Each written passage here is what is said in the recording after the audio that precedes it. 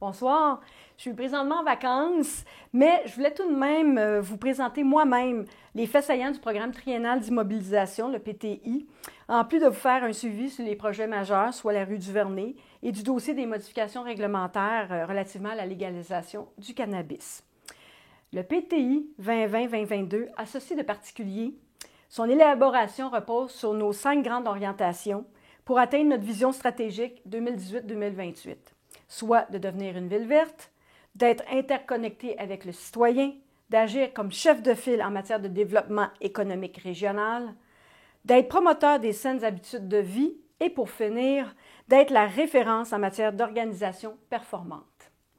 Devenir une ville verte signifie notamment de bonifier l'implantation de mesures environnementales. Voilà pourquoi 100 000 $ est prévu au PTI 2020 pour des mesures éco-énergétiques. Il y a aussi question de hausser le couvert végétal pour une 3e année consécutive.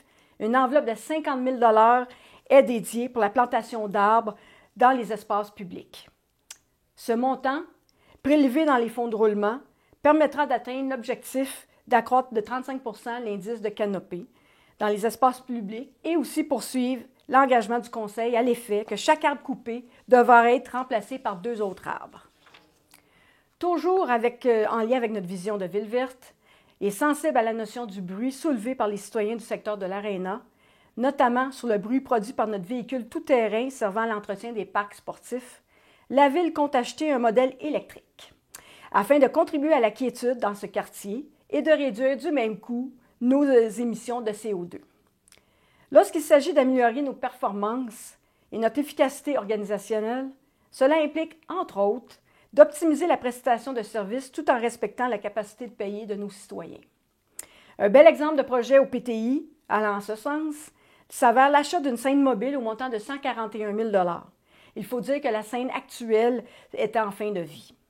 Cette acquisition permettra d'améliorer le temps investi à l'installation et au démontage, en plus d'optimiser son utilisation en servant à un plus grand nombre d'événements dans la ville, surtout grâce à la flexibilité et sa facilité d'installation. Soit avec l'ajout aussi de capoutes, chaufferettes et 2 autres fêtes de quartier, ça devenait nécessaire.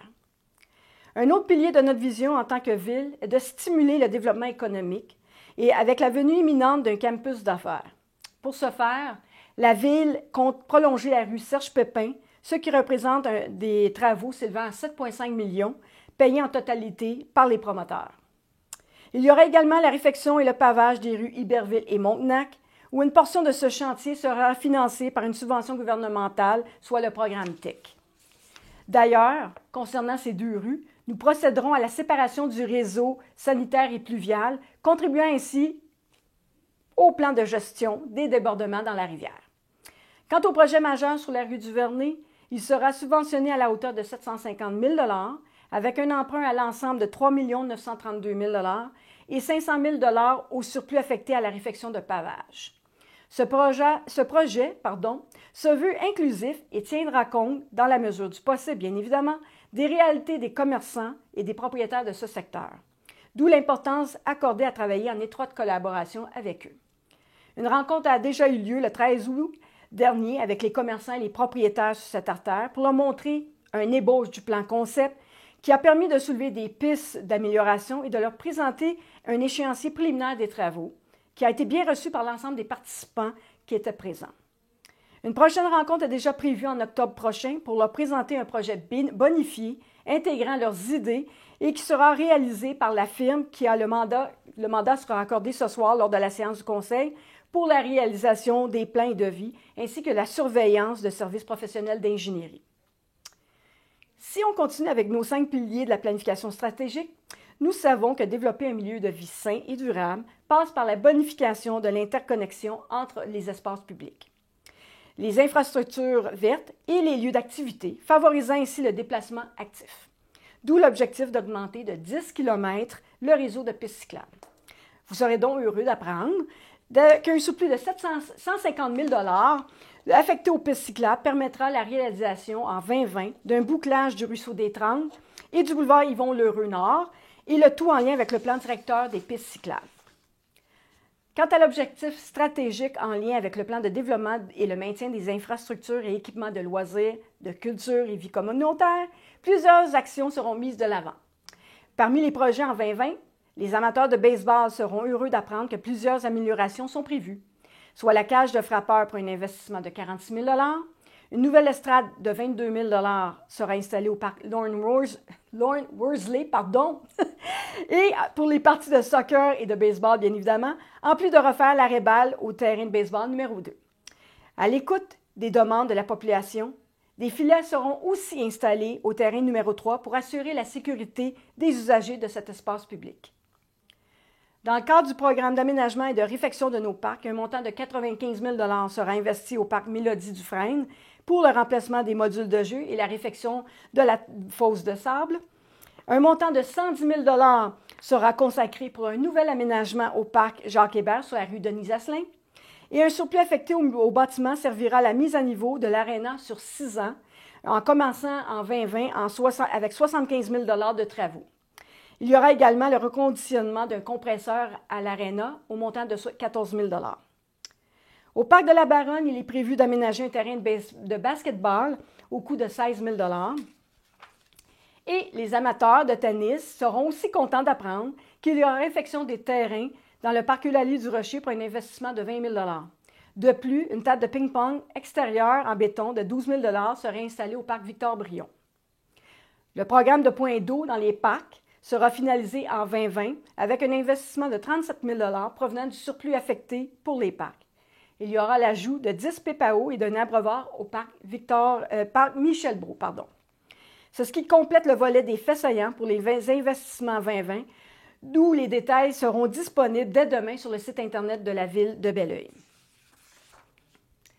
Alors, par rapport à la légalisation du cannabis, rappelons que le 26 novembre dernier, le Conseil municipal de la Ville de Belleuil annonçait l'adoption de modifications à ses règlements pour y intégrer des nouvelles dispositions visant à encadrer plus spécifiquement la culture, la transformation, la vente et la consommation du cannabis. La réglementation relative à l'urbanisme a également été modifiée afin d'établir des zones de production et de transformation et de vente autorisées sur le territoire, et ce, afin de mieux encadrer toute implantation future. Plusieurs paramètres ont été considérés, notamment celui d'éviter toute proximité avec une clientèle mineure. Pour la production et la transformation, nous avons favorisé certains espaces agricoles et industriels. En ce qui a trait à l'aspect de la vente, la seule zone autorisée est prévue aux abords de l'autoroute 20. Ces dispositions sont toujours exactes à ce jour. Rien n'a été changé. Cependant, une modification au zonage s'avère nécessaire pour s'assurer qu'aucune implantation ne soit permise dans la zone commerciale où il y a notamment en opération des commerces d'usage courant pour les jeunes familles, tels qu'un restaurant déjeuner ou encore un magasin de jouets, ce qui est actuellement le cas présentement, si aucune modification réglementaire n'est effectuée. Voilà pourquoi aujourd'hui, le Conseil amorcera ce changement de zonage dans ce même sens. C'est donc en lien avec la consultation publique de septembre 2018, étant connecté avec le pouls de nos citoyens à ce sujet, que nous souhaitons limiter le plus possible la zone pour la vente afin d'assurer que, entre autres choses, que nos enfants soient le moins possible exposés à cette nouvelle réalité découlant de l'entrée en vigueur de la légalisation du cannabis. En terminant, je vous rappelle qu'il est encore possible de remplir le sondage pour émettre votre avis sur le projet du carré Saint-Jean-Baptiste. Vous avez jusqu'au 9 septembre prochain pour ce faire et jusqu'à présent, vous avez été nombreux à y participer avec plus de 500 répondants. D'ailleurs, toute l'information est disponible sur belleoeil.ca/sondage. Merci à tous ceux et celles qui ont pris le temps de nous partager leur opinion sur ce sujet.